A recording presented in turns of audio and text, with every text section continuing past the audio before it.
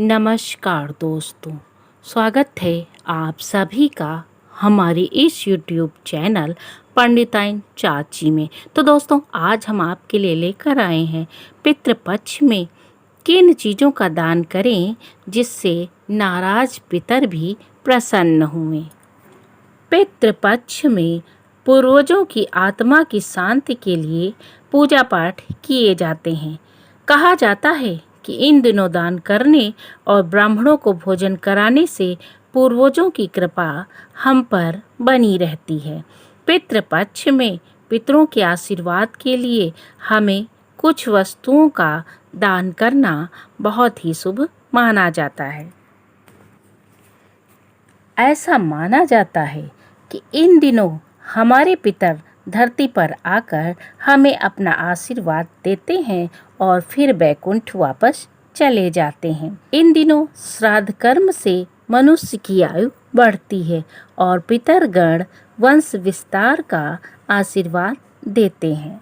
वो वस्तुएं कौन सी हैं जिन्हें पितृपक्ष में हमें दान करना है, वो हम बताएंगे। प्राचीन काल में तो कई तरह के दान दिए जाते थे, जैसे गौदान, भूमि दान, स्वर्ण दान, चांदी दान, परंतु इस कलिकाल में यह संभव नहीं है।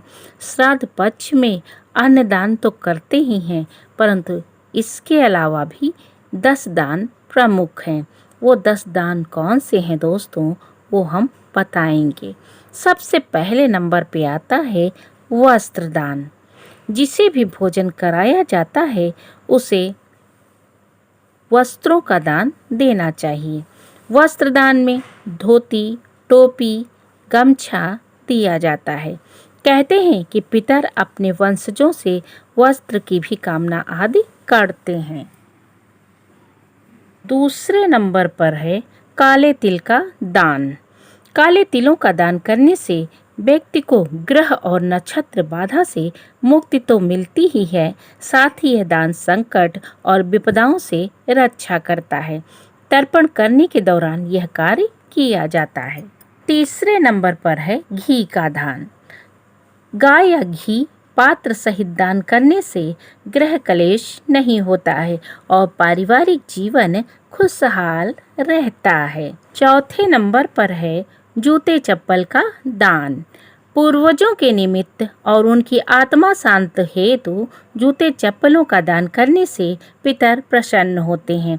मान्यताओं के अनुसार ऐसा करने से घर में सुख शांति और खुशहाली आती है।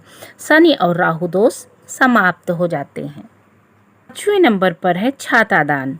श्राद्ध कर्म में मनुष्य की मृत्यु के बाद एकादशाह श्राद्ध मतलब 11वें दिन और सैया दान में छाता और जूता दान करने की प्रथा है। मान्यता है कि यम मार्ग में पितरों की छाते से ग्रीष्म के ताप और वर्षा से रक्षा होती है। यह भी कहा जाता है इससे पितरों की छत्र छाया बनी रहती है। 8वें नंबर पर है गुड़ का दान। इससे पितरों को विशेष संतुष्टि प्राप्त होती है। घर में सुख शांति का वातावरण बना रहता है।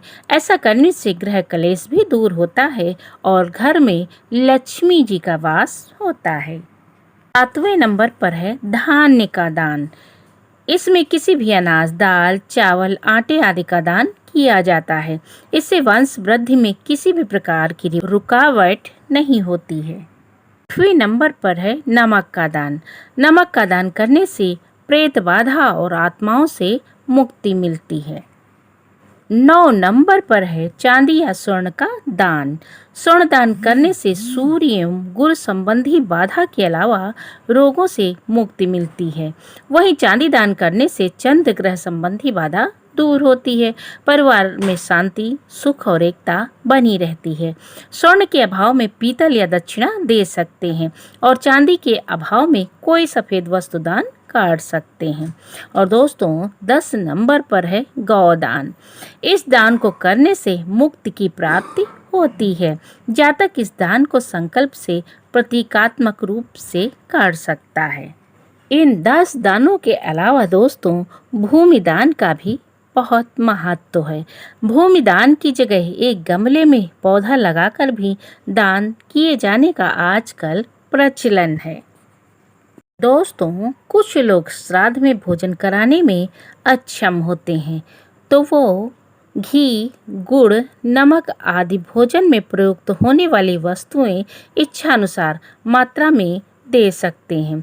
श्राद्ध का भोजन 4 लोगों को खिलाया जाता है: ब्राह्मण, कुत्ता, गाय और कौवा। श्राद्ध के भोजन में बेसन का प्रयोग वर्जित है। सूतक में ब्राह्मण को भोजन नहीं कराना चाहिए, केवल गाय को रोटी देना चाहिए। तो दोस्तों, पितृपक्ष में दान का बहुत महत्व है। मान्यता है कि दान में पितरों की आत्मा को संतुष्टि मिलती है और पितृदोष भी समाप्त हो जाते हैं। और अगर इन वस्तुओं का दान दिया जाए तो फिर हमें फल मिलता है और हमारा जीवन खुशहाल होता है। साथ में नाराज पितर भी प्रसन्न होते हैं।